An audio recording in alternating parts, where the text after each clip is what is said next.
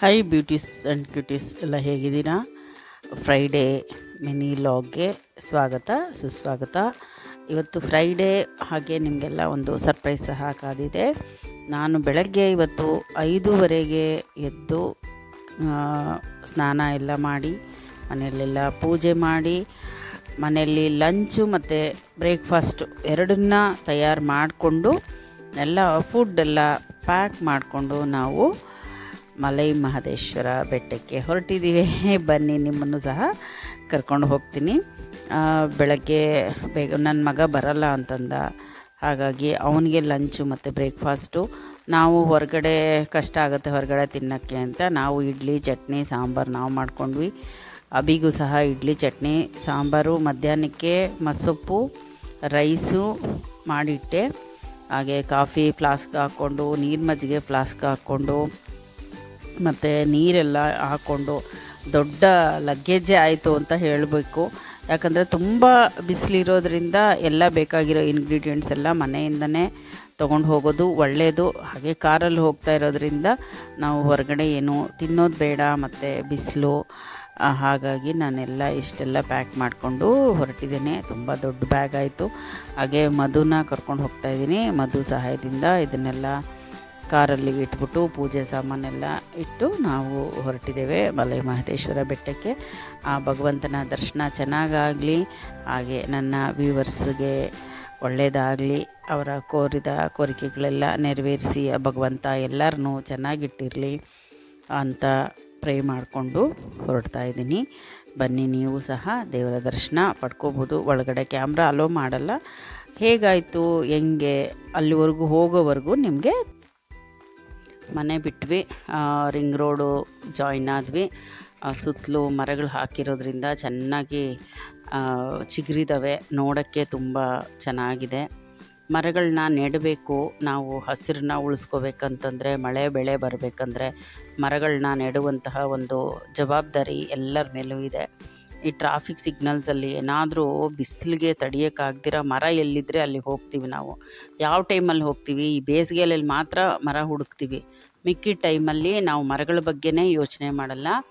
ಪ್ರತಿಯೊಬ್ಬರು ಒಂದೊಂದು ಮರನ ಮನೆಗೆ ಫಸ್ಟೆಲ್ಲ ಹೇಳ್ತಾಯಿದ್ರು, ನಾವು ಚಿಕ್ಕ ಮಕ್ಕಳಲ್ಲಿ ಮಕ್ಕಳ ಹತ್ರ ಒಂದು ಮಗು ಹತ್ರ 2 ಮರ ನೆಡೆಸಿ ಅಂತ. ಹಾಗೆ ಸೈಡಲ್ಲಿ ಉತ್ನಳ್ಳಿ ಮಾರಮ್ಮನ ದೇವಾಲಯ ಬರುತ್ತೆ ನೋಡಿ. ಆಗಲೇ ಇಲ್ಲಿ ಬರಡ್ನೆಲ್ಲ ಬಂದ್ಬಿಡ್ತು, ಡ್ರೈ. ಮತ್ತು ಇಲ್ಲಿ ಟಿ ನರಸೀಪುರ ಗುಂಜಾ ನರಸಿಂಹಸ್ವಾಮಿ ದೇವಾಲಯ ನೋಡೋಣ. ಟೈಮ್ ಇದ್ದರೆ ಬರೋವಾಗ ನೋಡ್ಕೊಂಡು ಬರೋಣ.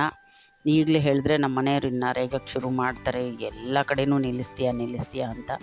ಹಾಗೆ ಶಾಂತವಾಗಿದ್ದಾರೆ, ಶಾಂತವಾಗೇ ಹೋಗಿ ಬರೋಣ ಅನ್ನೋದು ಒಂದು ಉದ್ದೇಶ. ಹಾಗೆ ಹೊರಡ್ತಾ ಇದ್ದೀವಿ. ಇನ್ನು ಬ್ರೇಕ್ಫಾಸ್ಟ್ ತಿಂದಿಲ್ಲ, ಬ್ರೇಕ್ಫಾಸ್ಟ್ ತಿನ್ನಬೇಕು. ಬಾಕ್ಸಲ್ಲಿ ತಂದಿರೋದ್ರಿಂದ ಏನೂ ತೊಂದರೆ ಇಲ್ಲ.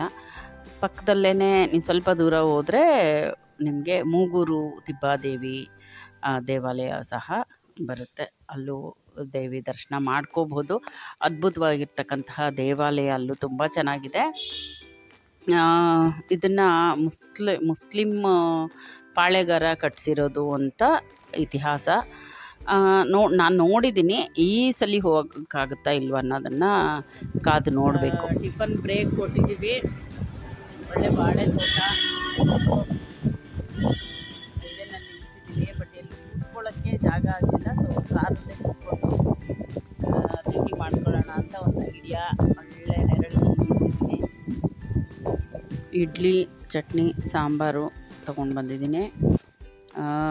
ನಮ್ಮ ಮಧು ಆಗಲೇ ಸ್ವಲ್ಪ ಹಿಂದೆಯೇ ಶುರು ಮಾಡಿದ್ಲು ವಾಮಿಟ್ ಅಂತ. ಹಾಗಾಗಿ ನಾನು ನಮ್ಮ ಮನೆಯವ್ರು ಇಬ್ಬರೇ ತಿಂತಾಯಿದ್ದೀವಿ. ಅವಳು ಶೇರು ತಗೊಂಡು ನಾವೇ ತಿಂತಾಯಿದ್ದೀವಿ. ಬೆಳಗ್ಗೆ ಬೇಗ ಎದ್ದಿರೋದ್ರಿಂದ ಹಶು ಜಾಸ್ತಿ ಆಗ್ತಾಯಿತ್ತು. ಆಲ್ಮೋಸ್ಟ್ ಇವತ್ತು 10-10:30 ಆಗಿಬಿಟ್ಟಿದೆ. ತಿಂಡಿ ಬ್ರೇಕ್ಗೆ ನಾವು ಒಳ್ಳೆ ಜಾಗ ಸಿಕ್ಕುತ್ತೆ ಅಂತ ನಾವು ಮುಂದೆ ನೋಡ್ಕೊಂಡು ಬಂದ್ವಿ. ಕೊನೆಗೆ ಕಾರಲ್ಲೇ ಕೂತ್ಕೊಂಡು ತಿಂಡಿ ತಿಂದ್ಬಿಟ್ಟು ನೆಕ್ಸ್ಟು ಪ್ರಯಾಣ.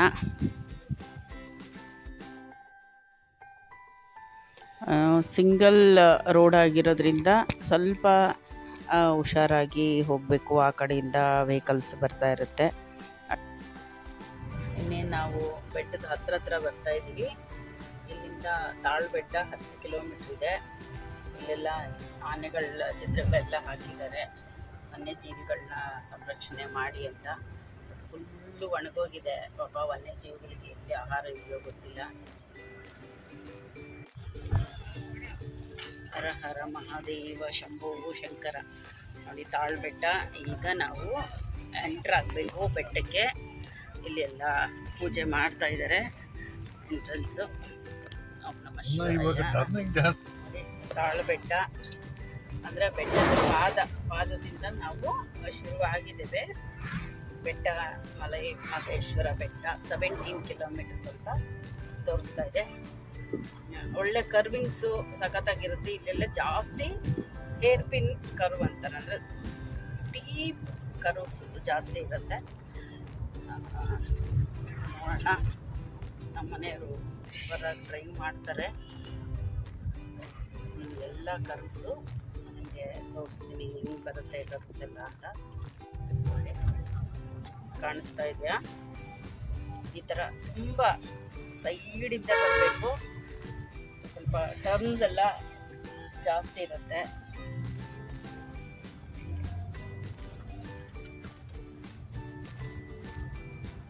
ಬಸ್ಸುಗಳು ಎಲ್ಲ ಹೋಗ್ಬೇಕಂದ್ರೆ ನಿಧಾನಕ್ಕೆ ನೋಡ್ಕೊಂಡು ಹೋಗ್ತಾರೆ. ಮತ್ತು ಪ್ರತಿ ಕರ್ವಿಂಗಲ್ಲೂ ಆ ಕಡೆ ಹೋಗೋರು ಈ ಕಡೆ ಬರೋರು ಸಹ ಹಾರ್ನ್ ಮಾಡಬೇಕು. ಅದು ಮ್ಯಾಂಡೇಟ್ರಿ, ಯಾಕಂದರೆ ತುಂಬ ಸ್ಟೀಪ್ ಕರ್ವ್ಸ್ ಇರುತ್ತೆ. ಹಾಗಾಗ್ಬಿಟ್ಟು ಹಾರ್ನ್ ಮಾಡೋದು ನಮ್ಮೆಲ್ಲರ ಜವಾಬ್ದಾರಿ. ಹುಷಾರಾಗಿ ಹೋಗಬೇಕು. ಕಾಣಿಸ್ತಾ ಇದೆಯಾ ನೋಡಿ ಎಷ್ಟು. ಇನ್ನು ಮೇಲೆ ಹೋಗ್ತಾ ಹೋಗ್ತಾ ಇನ್ನೂ ಸಣ್ಣ ಕರುಗಳು ಬರುತ್ತೆ.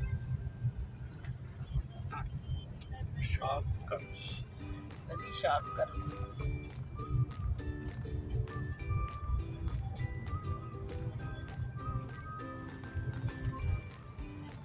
ನನ್ನ ಗಾಡಿಯಲ್ಲಿ ಬೆಟ್ಟ ಹತ್ತಬೇಕು ಅಂತ ಆಸೆ ಇದೆ, ಬಟ್ 160 ಕಿಲೋಮೀಟ್ರು. ಯಾರಾದರೂ ಇಲ್ಲಿ ತಾಳ್ಬೆಟ್ಟದಿಂದ ಗಾಡಿ ಕೊಟ್ಟರೆ ಹೋಗ್ಬಿಟ್ಟು ಬರ್ತೀವಿ.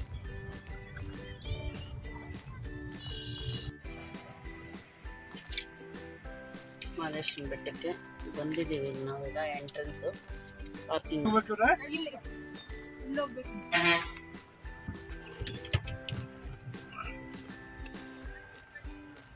ಗೈಡ್ ಇಲ್ವಾ ಇಲ್ಲಿ? ನೋಡಿ ಎಷ್ಟು ಚೆನ್ನಾಗಿ ಕಾಣಿಸ್ತಾ ಇದೆ.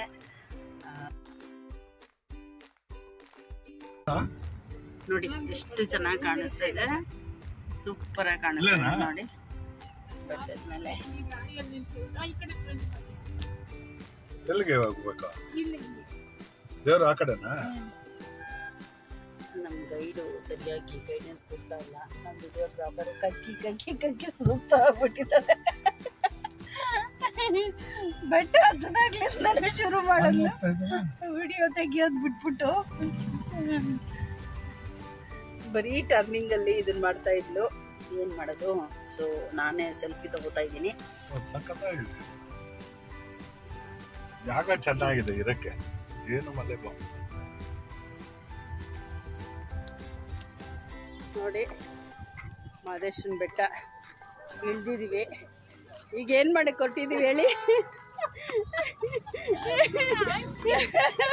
ಹೇಳು. ಕಕ್ಕಿ ಡ್ರೆಸ್ ಎಲ್ಲ ಹಾಳು ಮಾಡಿಕೊಡ್ಲು. ಮಡಿ ದೇವರು ಏನು ಮಾಡೋದು? ಅದಕ್ಕೆ ಇಲ್ಲೇ ಏನಾದರೂ ಒಂದು ಡ್ರೆಸ್ ಸಿಕ್ಕಿದ್ರೆ ತಗ್ಲಾಕೋಣ ಅಂತ ಕರ್ಕೊಂಡು ಹೋಗ್ತಾ ಇದ್ದೀನಿ.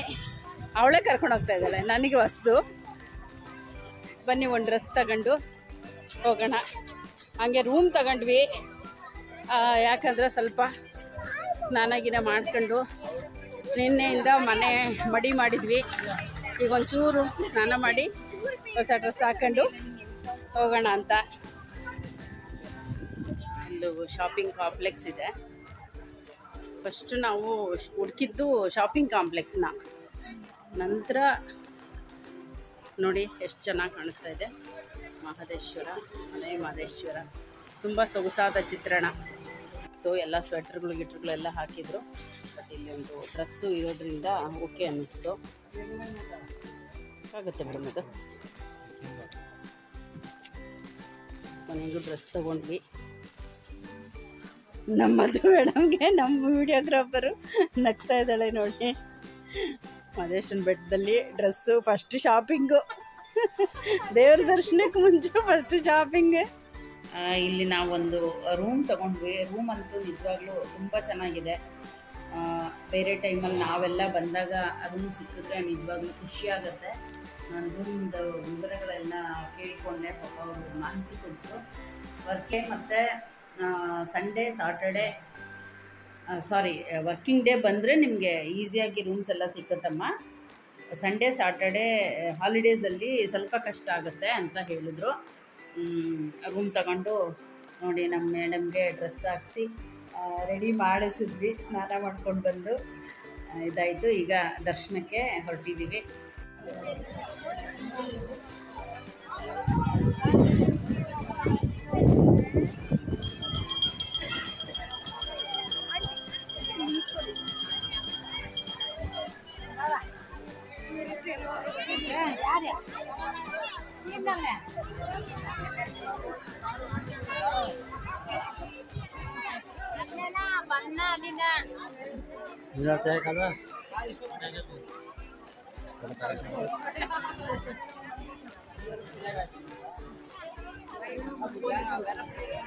ಇಲ್ಲಿ ಹಗಲೆಲ್ಲ ನಾವು 3 ಸೇವೆಗಳನ್ನ ಮಾಡಿಸ್ಬೋದು. ಹುಲಿ ವಾಹನ ಎಳೆಯೋದಿರ್ಬೋದು, ಬಸವನ ವಾಹನ ಮತ್ತು ಶಿವನ ವಾಹನ. ಈ ಸೇವೆಯನ್ನು ನಾವು ಗ್ರೂಪ್ ಮುಖಾಂತರ ಮಾಡ್ತೀವಿ. ನಂತರ ಚಿನ್ನದ ತೇರು ಎಳೆಯುವಂಥದ್ದು ಮಾತ್ರ ದಿನಕ್ಕೆ ಒಂದೇ ಟೈಮು, ಸಂಜೆ ಮಾತ್ರ ಎಳಿತಾರೆ. ಉರಿ ಬಿಸಿಲು ನೋಡ್ತಾ ಇರ್ಬೋದು ನೀವು, ಧಗೆ ತುಂಬ ಬಿಸಿಲು. ನಾವು ರೀಚ್ ಆಗೋಷ್ಟೊತ್ತಿಗೆ ಸುಮಾರು 12:15 ಆಗೋಗಿತ್ತು. ಮತ್ತು ನಮ್ಮ ಈ ಕಾರ್ಯಕ್ರಮಗಳನ್ನೆಲ್ಲ ಮುಗಿಸಿ ದೇವ್ರ ದರ್ಶನಕ್ಕೆ ಬರೋಷ್ಟೊತ್ತಿಗೆ ಸುಮಾರು 1 ಗಂಟೆ ಹತ್ರ ಆಗಿತ್ತು. ತುಂಬ ಬಿಸಿಲು. ಮ್ಯಾಟಿಗೆ ಹಾಕಿದ್ದಾರೆ, ಆ ಮ್ಯಾಟ್ ಸಹ ತುಂಬ ಸುಟ್ಟೋಗ್ತಾ ಇತ್ತು. ಅಂಥದ್ರಲ್ಲಿ ಭಕ್ತರು ಉರುಳು ಸೇವೆ ಮಾಡ್ತಾ ಇದ್ದಾರೆ. ಇದು ಆ ಭಕ್ತಿಯ ಪರಾಕಾಷ್ಠೆ ಅಂತಲೇ ಹೇಳ್ಬೋದು. ರಶ್ಶು ಸ್ವಲ್ಪ ಕಮ್ಮಿ ಇರೋದ್ರಿಂದ ನಾವು ಧರ್ಮದರ್ಶನಕ್ಕೆ ಹೋದ್ವಿ. ಮತ್ತು ಇಲ್ಲಿ ಸ್ಪೆಷಲ್ ಕ್ಯೂ ಇದೆಯಾ ಏನು ಅನ್ನೋದು ಅಷ್ಟು ನನಗೆ ಮಾಹಿತಿ ಇಲ್ಲ. ಸ್ಪೆಷಲ್ ಎಂಟ್ರೆನ್ಸು ಇದೆ ಅಂತ ಆಮೇಲೆ ನಮ್ಮ ಮನೆಯವರು ಹೇಳಿದರು. ಜನ ಕಮ್ಮಿನೇ ಇತ್ತು, ಮಧ್ಯಾಹ್ನ ಆಗಿರೋದ್ರಿಂದ ಎಲ್ಲ ಊಟಕ್ಕೆ ಎಲ್ಲ ಹೋಗಿದ್ದರು. ನಂತರ ಡೇ ಫುಲ್ಲು ದೇವಾಲಯ ಓಪನ್ ಇರುತ್ತೆ. ನಾವು ದೇವರ ದರ್ಶನ ಮಾಡೋಕ್ಕೆ ಹೊರಟಿದ್ದೀವಿ. ಅಲ್ಲಿ ಕ್ಯೂನಲ್ಲೆಲ್ಲ ತುಂಬ ಇದಾಗಿತ್ತು, ಸಣ್ಣದಾದಂತಹ ಜಾಗ, ಮೆಶೆಲ್ಲ ಹಾಕಿದ್ರು. ನಾವು ಕ್ಯೂನಲ್ಲಿ ಹೋಗ್ತಾನೆ ನಾನು ಆ ತುಪ್ಪದ ದೀಪ ತಗೊಂಡು ಹೋಗಿದ್ದೆ. ಅದನ್ನಾಗೆ ಭಗವಂತನಿಗೆ ನೋಡಿಸೋಣ ಅಂತ ದೀಪವನ್ನು ಅಲ್ಲೇ ರೆಡಿ ಮಾಡಿಕೊಂಡ್ವಿ, ನಾನು ಮತ್ತು ಹಂಗೆ ದೇವರಿಗೆ ಆರತಿ ಸಲ್ಲಿಸಿ ಹೊರಗಡೆಗೆ ಬಂದ್ವಿ. ಅದ್ಭುತವಾದಂತಹ ದರ್ಶನ ಆಯಿತು. ಸ್ವಲ್ಪ ನೆರಳು ಸಿಕ್ಕಿದ್ರೂ ಸಾಕು, ಜನ ಅಲ್ಲಲ್ಲೇ ಕೂತಿದ್ರು. ನಾವು ದೇವಾಲಯ ಹೊರಾಂಗಣದಲ್ಲಿ ಕೂತು ಭಕ್ತಿಯಿಂದ ಭಗವಂತರನ್ನು ಬೇಡಿಕೊಂಡು, ನನಗೆ ತುಂಬ ಖುಷಿ ವಿಚಾರ ಅಂದರೆ ನಮ್ಮ ಮನೆಯವರು ಇಷ್ಟೊತ್ತು ಪೇಷನ್ಸಿಂದ ಬಂದು ನನ್ನ ಜೊತೆ ಇದ್ದು, ನಾನು ಹೆಂಗೆ ಹೇಳಿದ್ರೆ ಹಂಗೆ ಸಮಾಧಾನಕರವಾಗಿದ್ದಿದ್ದು ನಿಜವಾಗ್ಲೂ ತುಂಬ ಖುಷಿಯಾಯಿತು ನನಗೆ. ಹಾಗೆ ಹೊರಗೆ ಬಂದು ಪ್ರಸಾದ ಎಲ್ಲ ತಗೊಂಡು, ಆದರೆ ನಾವು ಊಟದ ಪ್ರಸಾದಕ್ಕೆ ಹೋಗಲಿಲ್ಲ. ನೋಡಿ, ಈ ಥರ ಆ ತೇರನ್ನ ಎಳಿತಾ ಇರ್ತಾರೆ. ಒಂದಿಷ್ಟು ಜನ ಅಂತ ಟಿಕೆಟ್ಸ್ ಕೊಡ್ತಾರೆ. ಆ ಗ್ರೂಪು ಇಷ್ಟು ಅವರು ರೀಚ್ ಆಗಿದ ತಕ್ಷಣ ಒಂದು ಪ್ರದಕ್ಷಿಣೆ, ಒಂದು ರೌಂಡು ಹಾಕ್ಕೊಂಡು ಬರ್ತಾರೆ. ಈ ರೌಂಡ್ ಹಾಕೋವಾಗ ನಾವು ಆ ಚಪ್ಪಲಿಯನ್ನು ಹಾಕೋಬಾರ್ದು. ಅದ್ರ ಹಿಂದೆ ಒಂದು ಹೇಳಿದ್ನಲ್ಲ, ಗದೆ ಕೊಡ್ತಾರೆ. ಗದೆ ಇಟ್ಕೊಂಡು ಸೇವಾರ್ಥರೆಲ್ಲ ಹೋಗಿ ಮಾಡಿಕೊಂಡು ಬರ್ತಾರೆ. పెట్టుకొని తేరు ఎన్కంటి పోయేది ಅದನ್ನ ಸಿಂಹ ವಾಹನ, ಬಸವ ವಾಹನ, ಈ ವಾಹನಗಳಂತ ಎಳೆಯೋದು. ನೋಡ್ತಾ ಇದ್ದೀರಾ, ಸಂಪೂರ್ಣ ಒಂದು ಗುಡಿಯನ್ನು ರೌಂಡ್ ಹಾಕ್ಕೊಂಡು ಬಂದಿದೆ ವಾಹನ. ತುಂಬ ಜನ ಹುಲಿ ವಾಹನನೇ ಪ್ರಿಫರ್ ಮಾಡ್ತಾರೆ, ಬಸ್ಸನ ವಾಹನ ಸಹ ಎಳಿಸ್ತಾರೆ. ಅವರವರು ಹರಕೆ ಕಟ್ಕೊಂಡಿರೋ ರೀತಿಯಲ್ಲಿ ಇದಾದರೆ ನಾನು ಇದನ್ನು ಮಾಡ್ತೀನಿ ಅಂತ ಮಲೆ ಮಹದೇಶ್ವರನ ತುಂಬ ನಂಬೋರು ಭಕ್ತರಿದ್ದಾರೆ. ಅಂದ್ಕೊಂಡಿದ್ದೆಲ್ಲ ಆಗುತ್ತೆ ಧರ್ಮ ಮಾರ್ಗದಲ್ಲಿ. ನಾವು ಏನೇ ಅಂದ್ಕೊಂಡ್ರೂ ಇಲ್ಲಿ ಆ ಭಗವಂತ ನೆರವೇರಿಸ್ತಾನೆ ಅಂತ ಅನೇಕ ಭಕ್ತರು ಅನೇಕ ವಿಧದಲ್ಲಿ ಸೇವೆ ಮಾಡ್ತಾರೆ. ಈ ತಾಯಿ ನೋಡಿ ಎಷ್ಟು ಬಿಸಿಲು, ಕಾಲು ಇಡೋಕ್ಕಾಗ್ತಾಯಿಲ್ಲ ಅಂಥದ್ರಲ್ಲಿ ಉರುಳು ಸೇವೆನ ಮಾಡ್ತಾಯಿದ್ದಾರೆ ಭಗವಂತನಿಗೆ. ಮತ್ತು ಧೂಪ ದೀಪ ಅಲ್ಲೇ ಹೊರಗಡೆ ಇಡ್ಬೋದು. ಎಷ್ಟು ವಯಸ್ಸಾದವರೆಲ್ಲನೂ ಈ ಥರ ಮಾಡ್ತಾಯಿದ್ದಾರೆ. ಸೇವಾ ವಿವರಗಳೆಲ್ಲ ಇಲ್ಲಿ ನಮಗೆ ಸಿಕ್ಕುತ್ತೆ, ಯಾವ್ಯಾವ ಸೇವೆಗೆ ಎಷ್ಟೆಷ್ಟು ಏನು ಅಂತ. ಅದರ ಪ್ರಕಾರ ನಾವು ಸೇವೆಗಳನ್ನು ಮಾಡಿಸ್ಬೋದು, ಟಿಕೆಟನ್ನು ತೊಗೋಬೋದು. ಆದರೆ ಅಭಿಷೇಕ ನೋಡಬೇಕು, ತುಂಬ ಚೆನ್ನಾಗಿರುತ್ತೆ. ಬೆಳಗ್ಗೆನೇ ಅಭಿಷೇಕ ಶುರುವಾಗುತ್ತೆ. ಮೇ ಬಿ ಒಂದು 4:30-5 ಗಂಟೆ ಅಷ್ಟರಲ್ಲಿ ಅಭಿಷೇಕ ಆಗುತ್ತೆ. 6 ಗಂಟೆಗೆ ಮಹಾಮಂಗಳಾರತಿ ಅನಿಸುತ್ತೆ. ಆ ಟೈಮಲ್ಲಿರುತ್ತೆ. ಎಕ್ಸಾಕ್ಟಾಗಿ ವಿವರ ನಾನು ಹೇಳಲಿಲ್ಲ ಅಂದರೆ ತಪ್ಪು ತಿಳ್ಕೊಬೇಡಿ, ದಯವಿಟ್ಟು ಕ್ಷಮಿಸಿ. ತುಂಬ ಚೆನ್ನಾಗಿರುತ್ತೆ. ಅಭಿಷೇಕ ಮಾಡಿಸಬೇಕು ಅಂತ ನನ್ನದು ಒಂದು ಆಸೆ ಇದೆ. ಹಾಗೆ ಇಲ್ಲಿ ಲಡ್ಡು ಕೌಂಟರ್ ಇದೆ ನೋಡಿ, ಎಷ್ಟೊಂದು ರಶ್ ಇದ್ದಾರೆ. ಇಲ್ಲಿ ಪ್ರಸಾದನ ನಾವು ತಗೊಂಡು ಮನೆಗೆ ಬರ್ಬೋದು. ನಮ್ಮ ಮದುಗೆ ತುಂಬ ಇಷ್ಟ ಅಂತ ಕೌಂಟ್ರಲ್ಲಿ ಇಷ್ಟೊತ್ತು ನಿಂತಿದ್ದು ತೊಗೊಂಡು ಬಂದಿದ್ದಾಳೆ. ಇದು ಆನೆನ ಓಡಿಸ್ತಾ ಇದ್ದಾಳೆ, ದೇವ್ರದ್ದು ಆನೆ. ಇಲ್ಲಿ ಎಲ್ಲರೂ ಆನೆ ಆಶೀರ್ವಾದ ಪಡ್ಕೊಳ್ಳೋಕೆ ಸಂಜೆ ಬರುತ್ತೆ ಹೊರಗಡೆ, ಆಶೀರ್ವಾದ ತಗೋಬೋದು. ಬಿಸಿಲಲ್ಲಿ ಪ್ರದರ್ಶನೆ. ಇಲ್ಲಿ ದೊಡ್ಡದೊಂದು ವಿಶ್ರಾಂತಿ ನಿಲಯ ಕಟ್ಟಿದ್ದಾರೆ, ಬಹಳ ದೊಡ್ಡದಾಗಿದೆ. ಇಲ್ಲಿ ರಾತ್ರಿ ಹೊತ್ತು ಸುಮಾರು ಜನ ಇಲ್ಲಿ ಬಂದು ಮಲ್ಕೊಳ್ತಾರೆ, ರೂಮ್ಸ್ ಗೀಮ್ಸ್ ಇಲ್ಲ ಅಂತಂದರೆ. ಮತ್ತು ಚಾಪೆ, ರೆಗ್ಗು ಈ ಥರದ್ದೆಲ್ಲ ಇಲ್ಲಿ ಸಿಕ್ಕತ್ತೆ, ಬಾಡಿಗೆಗೆ ಸಿಕ್ಕತ್ತಂತೆ. ಸೊ ಈ ವಿಶಾಲವಾದಂತಹ ಜಾಗದಲ್ಲಿ ಮಲ್ಕೊಳ್ತಾರೆ. ಮತ್ತು ಕಲ್ಯಾಣಿ ಒಂದು ಜೀರ್ಣೋದ್ಧಾರದ ಕೆಲಸ ನಡೀತಾ ಇತ್ತು, ತುಂಬ ಖುಷಿಯ ವಿಚಾರ. ಕೆಲವೊಂದೆಲ್ಲ ಮಾಡ್ತಾಯಿದ್ದಾರೆ, ರೂಮ್ಸು ಕಟ್ಟೋದಿರ್ಬೋದು.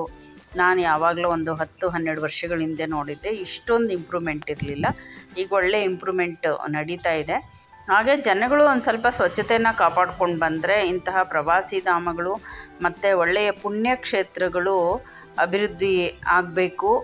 ಅದ್ರ ಜೊತೆಗೆ ಅಭಿವೃದ್ಧಿ ಆಗಬೇಕಂದ್ರೆ ಯಾವುದೋ ಸರ್ಕಾರನೇ ಮಾಡುತ್ತೆ ಅನ್ನೋದಲ್ಲ, ನಮ್ಮ ಕರ್ತವ್ಯ ಸಹ ಇರಬೇಕು. ಕಸವನ್ನು ಕ್ಲೀನ್ ಮಾಡೋದು, ಎಲ್ಲೋ ಬಂದ್ವಿ ಹೋದ್ವಿ ಅನ್ನೋ ಥರ ಅಲ್ಲ, ಎಲ್ಲೆಲ್ಲಿ ಜಾಗದಲ್ಲಿ ಅದನ್ನೆಲ್ಲ ಹಾಕಿ ಸ್ವಚ್ಛತೆಯನ್ನು ಕಾಪಾಡ್ಕೊಂಡು ಬಂದರೆ ಇಂಥ ಕ್ಷೇತ್ರಗಳನ್ನ ನಾವು ಮುಂದಿನ ಪೀಳಿಗೆಗೆ ಉಳಿಸ್ಕೋಬೋದು. ಆಂಟಿ ಪ್ಯಾಕೆಟ್ ಹಾಕಿ ತಗೊಳುತ್ತೆ. ಅಲ್ಲಿ ನೋಡ್ದ ಎಷ್ಟು ಕೊಬ್ಬು. ಪ್ಯಾಕೆಟ್ ಹಾಕ್ಬಿಡ, ಅದು ಬೇರೆದು ಓಪನ್ ಮಾಡು. ಹೆಂಗ್ ಓಪನ್ ಮಾಡ್ಕೊಳುತ್ತೆ?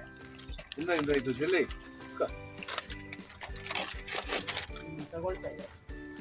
ಇದು ದೊಡ್ಡದು ಇಷ್ಟ ಇಲ್ಲ, ಅದಕ್ಕೇನೋ ಬೇಡ ಅಂತ ಅನ್ಸುತ್ತೆ ಆಂಟಿ. ಇನ್ನ ತಿಂತಾ ಇದಾವಲ್ಲ, ಸ್ವಲ್ಪ ಮುಂದೆ ಸ್ವಲ್ಪ ಅಟ್ಲೆ ಮುಂದೆ. ಹಾಗೆ ನಾವು ಬರುವಾಗ ದಾರಿಯಲ್ಲಿ ಬಹಳಷ್ಟು ವಾನರ ಸೇವೆಯನ್ನು ನೋಡ್ಬೋದು. ಸುಮಾರು ಜನ ಕಾರುಗಳಿಂದ ಬರೋರು, ಈಗೆಲ್ಲ ಸ್ವಲ್ಪ ಪ್ರಾಣಿ ದಯೆ ಇರ್ತಕ್ಕಂಥವ್ರು ಸ್ವಲ್ಪ ಹಣ್ಣು ಹಂಪಲು ಈ ಥರ ತಿಂಡಿ ಎಲ್ಲ ಕೊಡ್ತಾರೆ ಅನಿಸುತ್ತೆ. ಕಾರುಗಳ ಹತ್ರಕ್ಕೆ ಬರುತ್ತೆ, ತುಂಬ ಇತ್ತು. ನಾವು ಹೋಗೋವಾಗ ನೋಡ್ಕೊಂಡು ಹೋದ್ವಿ, ಮನೆಯಿಂದ ಏನೂ ತೊಗೊಂಡಿರಲಿಲ್ಲ. ಹಾಗಾಗಿ ಬೆಟ್ಟದಲ್ಲಿ ನಾವು ಒಂದಷ್ಟು ತಿಂಡಿಗಳನ್ನ ಮತ್ತು ಒಂದಷ್ಟು ಕೂಲ್ ಡ್ರಿಂಕ್ಸು, ವಾಟರು ಎಲ್ಲ ತೊಗೊಂಡು ಬಂದು ಕೊಡುವಂಥ ಪ್ರಯತ್ನ ಮಾಡಿದ್ವಿ. ಮೋಸ್ಟ್ಲಿ ಎಲ್ಲ ರಿಪೀಟೆಡಾಗಿ ಅವನ್ನೇ ಕೊಡ್ತಾರೋ ಏನೋ. ಮತ್ತು ಇನ್ನೊಂದು ಅಲ್ಲ, ಅದು ಅವುಗಳಲ್ಲೂ ಡಾಮಿನೇಷನ್ನು. ದೊಡ್ಡ ಕೋತಿ ಸಣ್ಣ ಕೋತಿಗೆ ಬಿಡಲ್ಲ, ಎಲ್ಲ ದೊಡ್ಡದೇ ಬಂದು ತೊಗೊಂಡು ತಿನ್ಕೊಂಬಿಡುತ್ತೆ. ಪಾಪ ಸಣ್ಣವೆಲ್ಲ ಕಷ್ಟಪಟ್ಟು ನೋಡ್ತಾ ಇರುತ್ತೆ, ಸಿಕ್ಕಿದ್ದು ತಿಂತವೆ ಅನಿಸುತ್ತೆ. ಕೊಟ್ವಿ. ಮತ್ತು ಪ್ರಾಣಿಗಳಿಗೆ ಏನು ಆಹಾರ ನೀಡಬೇಡಿ ಅಂತ ಹಾಕಿರ್ತಾರೆ. ಬಟ್ ಈಗ ಬೇಸಿಗೆ ಆಗಿರೋದ್ರಿಂದ ಆಹಾರ ನೀರು ಕೊಟ್ಟರೆ ಒಳ್ಳೆಯದು. ಆದರೆ ಈಗ ನಾವು ಕುರುಕುಲೆಲ್ಲ ಕೊಡ್ತೀವಿ, ಅದು ಸರಿ ಇಲ್ಲ. ಕೂಲ್ ಡ್ರಿಂಕ್ಸ್ ನೋಡಿ ಎಷ್ಟು ಚೆನ್ನಾಗಿ ಕುಡಿತೆ. ಯಾಕಂದರೆ ನಾವು ತಿನ್ನೋ ಆಹಾರ ಕೊಟ್ಟರೆ ನಮಗೆ ಬರುವಂಥ ಕಾಯಿಲೆಗಳು ಬರುತ್ತೆ, ಅದು ತಪ್ಪು. ಆದ್ರೂ ನಾವು ಈ ಥರದ್ದು ಕೊಟ್ವಿ. ಕೊಡಬಾರ್ದು, ನಾವು ನೀರು ಕೊಡ್ಬೋದಾಗಿತ್ತು. ನೀರು ಮತ್ತು ಹಣ್ಣು, ತರಕಾರಿ ಈ ಥರದ್ದನ್ನು ಕೊಡಿ ನೀವು, ಬಾಳೆಹಣ್ಣು ಇದೆಲ್ಲ. ನಾವು ಮನೆಯಿಂದ ತೊಗೊಂಡೋಗಿರಲಿಲ್ಲ. ಸಾಮಾನ್ಯವಾಗಿ ನಾನು ಸ್ವಲ್ಪ ಹೊರಗಡೆ ಹೋದರೆ ಈ ಥರದ್ದು ಪ್ರಾಣಿಗಳಿಗೆ ಏನಾದರೂ ಕೊಡೋಕ್ಕೆ ತೊಗೊಂಡು ಹೋಗ್ತೀನಿ. ಸಾಮಾನ್ಯ ನೀರಿರೋ ಕಡೆ ಹೋದರೆ ನಾನು ಮೀನಿಗೆ ಆಹಾರವಾಗಿ ಕೊಡೋದಕ್ಕೆ ಕೆಲವು ಕಾಳುಗಳನ್ನೆಲ್ಲ ತೊಗೊಂಡು ಹೋಗ್ತೀನಿ ಮನೆಯಿಂದ. ಈ ಸತಿ ತೊಗೊಂಬಂದಿರಲಿಲ್ಲ. ನೀವು ಅಷ್ಟೇ ಎಲ್ಲಾದರೂ ಹೋಗುವಾಗ ಈ ಬೇಸಿಗೆ ಇರೋದ್ರಿಂದ ಹೆಂಗೂ ಕಾರಲ್ಲಿ ಹೋದರೆ ಒಂದಷ್ಟು ಪ್ರಾಣಿಗಳಿಗೆ ಅಂತ ನೀರು, ಒಂದಷ್ಟು ತರಕಾರಿ, ಒಂದಷ್ಟು ಹಣ್ಣು ಈ ಥರದನ್ನೆಲ್ಲ ತೊಗೊಂಡು ಹೋಗಿ ನೀಡಿ ವನ್ಯಜೀವಿಗಳನ್ನ ಸಂರಕ್ಷಣೆ ಮಾಡ್ಕೊಳ್ಳೋಣ. ಬರೋ ದಾರಿಲಿ ಅನೇಕ ದೇವಾಲಯಗಳು ಕಾಣಿಸ್ತಲ್ವ ನಮಗೆ. ಬರುವಾಗ ಟಿ ನರಸೀಪುರ ಇರ್ಬೋದು, ಮುಗೂರು ತ್ರಿಪುರ ಸುಂದರಿ ಟೆಂಪಲ್ಲು, ಗರ್ಗೇಶ್ವರಿ, ಹೀಗೆ ತುಂಬ ಟೆಂಪಲ್ ಸಿಕ್ತು. ಮನೆ ದೇವರು ಲಕ್ಷ್ಮೀ ನರಸಿಂಹಸ್ವಾಮಿ ಆಗಿರೋದ್ರಿಂದ ನಾವು ಟಿ ನರಸೀಪುರ ಕತ್ಲಾಗ್ತಾಯಿದೆ, ನೀವು ನೋಡ್ಬೋದು ಸನ್ಸೆಟ್ ಎಲ್ಲನೂ. ಆದ್ರೂ ಅಲ್ಲಿ ಹೋಗಿ ಒಂದು ನಮಸ್ಕಾರ ಹಾಕ್ಕೊಂಡು ಬರೋಣ ಅಂತ ಅಂದ್ಬಿಟ್ಟು ನೀರಿಗೆ ಇಳಿದ್ವಿ. ನದಿಲಿ ಒಂದು ಸ್ವಲ್ಪ ಕೈಕಾಲು ತೊಳ್ಕೊಂಡು ತುಂಬ ಪಾಚಿಯಾಗಿತ್ತು, ಸ್ಕಿಡ್ಡಿಯಾಗಿತ್ತು, ಯಾಕಂದರೆ ನೀರೆಲ್ಲ ಪೂರ್ಣ ಖಾಲಿಯಾಗಿತ್ತು. ಆದ್ರೂ ಇಬ್ಬರು ಬಂದಿರೋದ್ರಿಂದ ಒಂಥರ ನನಗೆ ಖುಷಿ. ನಮ್ಮ ಎಂಟಿಗೆ ಬರ್ತಾಯಿದೆ, ನಾವು ಬರ್ತಾ ಇಬ್ಬರು ಹೋಗ್ಬಿಟ್ಟು ನಾವು ಕೈಕಾಲು ಮುಖ ತೊಳ್ಕೊಂಡು ದೇವ್ರ ದರ್ಶನ ಮಾಡಿಕೊಂಡು ಮನೆಗೆ ವಾಪಸ್ ಕೈಕಾಲು ತೊಳ್ಕೊಂಡು ದರ್ಶನಕ್ಕೆ ಹೋಗೋಣ ಅಂತ. ಅಲ್ಲಿ ನೋಡಿ 3 ದೇವ್ರುಗಳು ಕಾಣಿಸುತ್ತೆ. ನೀರು ತುಂಬ ಕಮ್ಮಿಯಾಗಿದೆ. ಅಲ್ಲೇನೋ ಆ ಕಡೆಗೆ ಬ್ರಿಡ್ಜ್ ಥರ ಮಾಡ್ತಾಯಿದ್ದಾರೆ. ಆ ಕಡೆ ದೇವಸ್ಥಾನಕ್ಕೆ ಕನೆಕ್ಟ್ ಮಾಡೋ ಥರ ಬ್ರಿಡ್ಜ್ ಕಟ್ತಾ ಇದ್ದಾರೆ ನೀರು ಕಮ್ಮಿ ಇರೋದ್ರಿಂದ.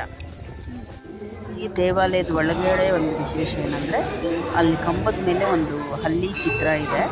ಅದನ್ನು ನಾವು ಸ್ಪರ್ಶ ಮಾಡಿ ಬಂದರೆ ಮುಟ್ಟಿದ್ರೆ, ಆ್ಯಕ್ಚುಲಿ ಫಸ್ಟೆಲ್ಲ ತಲೆನ ಮುಟ್ಟಿಸ್ತಾಯಿದ್ರು. ಮುಟ್ಕೊಂಡು ಬಂದರೆ ನಮಗೆ ಹಲ್ಲಿ ಏನಾದರೂ ಬಿದ್ದರೆ ಏನು ದೋಷಗಳು ಇರಲ್ಲ, ಹಲ್ಲಿ ದೋಷಗಳು, ಹಲ್ಲಿ ಶಕುನ ಅಂತಾರಲ್ಲ, ಆ ಥರದ್ದು ಏನೂ ಇರಲ್ಲ ಅಂತ ಒಂದು ರೂಢಿ ಇದೆ. ಇಲ್ಲಿ ಏಣಿ ಹಾಕಿರ್ತಾರೆ, ಅಲ್ಲಿ ಹತ್ಬಿಟ್ಟು ನಾವು ಅದನ್ನು ಮುಟ್ಟಿಸ್ಕೊಂಡು ಬರ್ತೀವಿ. ಪ್ರತಿಯೊಬ್ಬರು ಮಾಡ್ತಾರೆ, ಅದು ಒಳ್ಳೆಯದು ಅಂತ. ನಮಸ್ಕಾರ ಮಾಡ್ತೀವಿ. ಈ ದೇವರ ವಿಶೇಷ ಏನಪ್ಪ ಅಂದರೆ ಕಾಶಿ ವಿಶ್ವನಾಥನ ದರ್ಶನ ಪಡೆಯೋದಕ್ಕಿಂತ ಗುಲಗಂಜಿ ಜಾಸ್ತಿ ಫಲ ಸಿಕ್ಕುತ್ತೆ ಅನ್ನೋದು ಇಲ್ಲಿ ವಾಡಿಕೆ ಇದೆ. ಕಾಶಿಗಿಂತ ಒಂದು ಗುಲಗಂಜಿ ಹೆಚ್ಚು ಅಂತ ಗುಂಜಾ ನರಸಿಂಹಸ್ವಾಮಿ ಅಂತ ಹೇಳ್ತಾರೆ.